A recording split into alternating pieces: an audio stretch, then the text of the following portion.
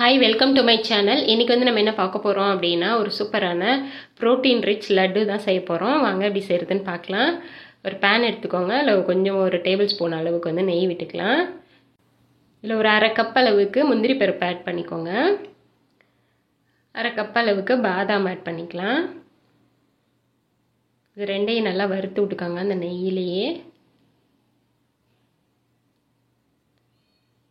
நம்ம நெய் ஊற்றாமல் கூட இதை நம்ம ஃப்ரை பண்ணலாம். இருந்தாலும் நெய் ஊற்றி பண்ணோம் அப்படின்னா வந்துட்டு லட்டு பிடிக்கும்போது உங்களுக்கு நல்ல வாசமாகவும் இருக்கும், ஈஸியாகவும் பிடிக்கிறதுக்கு நல்லா வரும். அதே அரை கப் அளவுக்கு பூசணி விதைகள் சேர்த்துக்கோங்க. அரை கப் அளவுக்கு ஃப்ளாக்ஸ் சீட்ஸ் ஆட் பண்ணியிருக்கேன். நம்ம இதில் சேர்க்குற எல்லா ஐட்டம்ஸுமே வந்துட்டு ப்ரோட்டீன் ரிச் ஐட்டம்ஸ் தான். வந்து டெய்லி நம்ம வந்து இந்த லட்டை வந்து டெய்லி ஒன்று நம்ம சாப்பிட்டோம் அப்படின்னா ரொம்ப ரொம்ப ஹெல்த்தியாக இருக்கும். இப்போ இது கூட நான் ஒரு அரை கப் அளவுக்கு வந்துட்டு தாமரை விதைகள் வந்து சேர்க்குறேன். அடுப்பை வந்து நீங்கள் ஒரு மீடியமான ஹீட்டில் வச்சுட்டு நம்ம வந்து இதை வந்து நல்லா வறுத்து விட்டுக்கலாம். இந்த ஃப்ளாக்ஸ் சீட்ஸ் போடும்போது லைட்டாக வெடிச்சு வரணும். அதுக்கப்புறமா நீங்கள் இந்த தாமரை விதைகளை ஆட் பண்ணிக்கோங்க. இப்போ இது எல்லாமே சேர்த்துட்டேன். இதெல்லாம் நல்லா ஆறட்டும். நல்லா ஆறினதுக்கப்புறமா வந்துட்டு நம்ம ஒரு மிக்ஸி ஜாருக்கு மாற்றிக்கலாம். இது வந்து நம்ம சூடோடு அரைச்சிடக்கூடாது, அதனால் நல்லா கூல் பண்ணிடுங்க. நல்லா ஆறினதுக்கப்புறமா நம்ம வந்துட்டு அரைச்சி எடுத்துக்கலாம். அரைக்கும்போது வந்துட்டு ரொம்ப நைஸாக பவுடராகவும் அரைச்சிடக்கூடாது, ரொம்ப கொரப்பாகவும் அரைச்சிடக்கூடாது. இப்போ வந்து இது கூட நான் வந்துட்டு ஒரு கப் அளவுக்கு வந்துட்டு ரோஸ்டட் கிராம் ஆட் பண்ணுறேன். நார்மல் பொட்டுக்கடலை கூட நம்ம வீட்டில் இருந்துச்சுன்னா ஆட் பண்ணிக்கலாம்.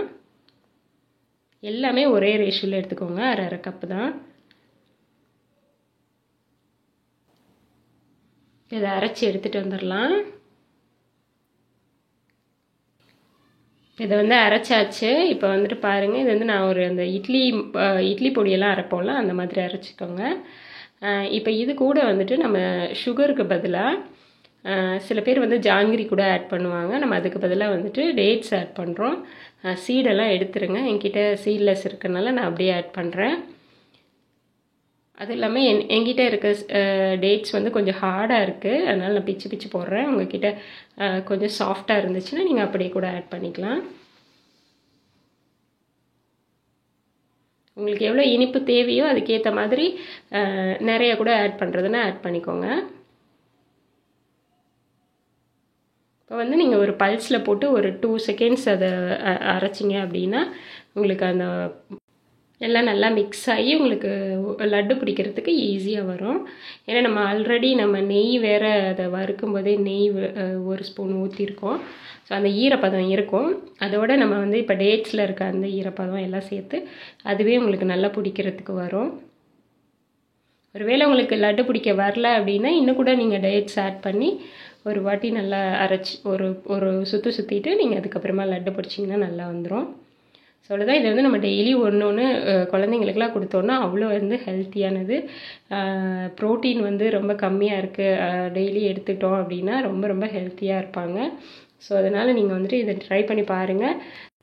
என்னோடய வீடியோ வந்து உங்களுக்கு பிடிச்சிருந்துச்சின்னா லைக் பண்ணுங்கள், ஷேர் பண்ணுங்கள், கமெண்ட் பண்ணுங்கள், மறக்காமல் சப்ஸ்கிரைப் பண்ணுங்கள். அந்த பெல் பட்டனையும் கிளிக் பண்ணிக்கோங்க. தேங்க்யூ, பாய்.